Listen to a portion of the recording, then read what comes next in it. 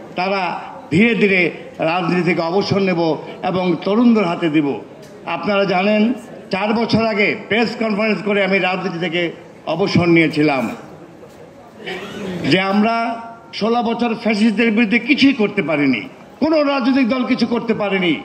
সেই ব্যর্থতার দায় দায়িত্ব নিয়ে আমি জাতীয় প্রেস ক্লাবে জাতির কাছে ক্ষমা চেয়ে রাজনীতি থেকে অবসর নিয়েছিলাম এবং সমস্ত রাজনৈতিক নেতৃবৃন্দ যারা আমার মতো 60 ঊর্ধ্ব হয়ে গেছেন তাদেরকে অবসর নিয়ে তরুণ প্রজন্মের হাতে, এই ফাতেমাদের মতো নেতৃত্বের হাতে দেশকে দিতে বলেছিলাম।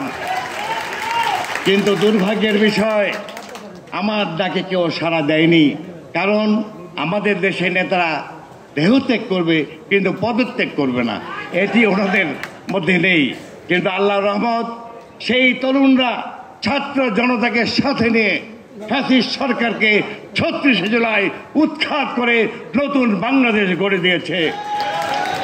71-এর মুক্তিযুদ্ধে আমার নিজেরও মার পেটের 2 ভাই শহীদ হয়েছে, লক্ষ লক্ষ মা বোনদের ইজ্জতের বিনিময়ে আমরা স্বাধীনতা পেয়েছিলাম, কিন্তু সত্যিকারের স্বাধীনতা পাইনি।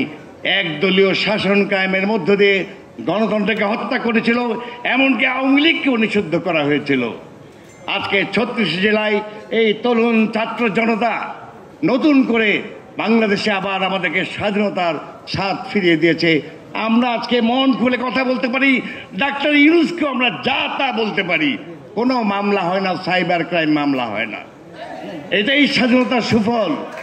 আমার বিশ্বাস জনতার দলের পক্ষ থেকে আপনাদের প্রত্যেককে অভিনন্দন।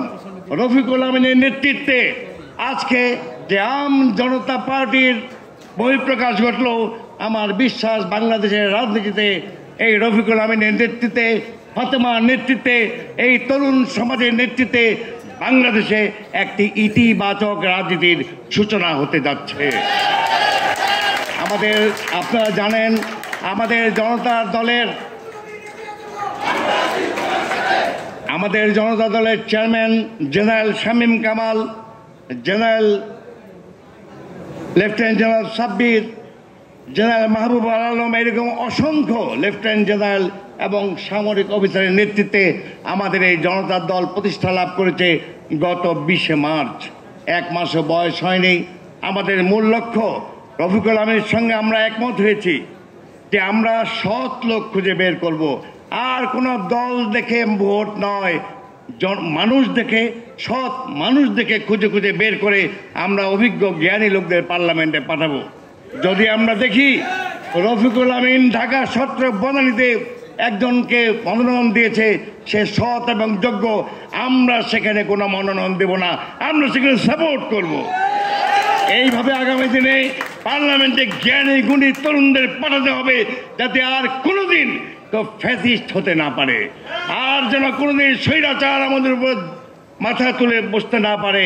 আমি অভিনন্দন জানাচ্ছি আপনাদের কর্মসূচি গঠনতন্ত্রে আপনারা বলেছেন, এবং সেটাই হওয়া উচিত। সিঙ্গাপুরে প্রধানমন্ত্রী 1965 সালে প্রথম এসেই যেটা করেছিলেন, দুর্নীতিকে জিরো করে দেওয়ার জন্য সংগ্রাম শুরু করেছিলেন।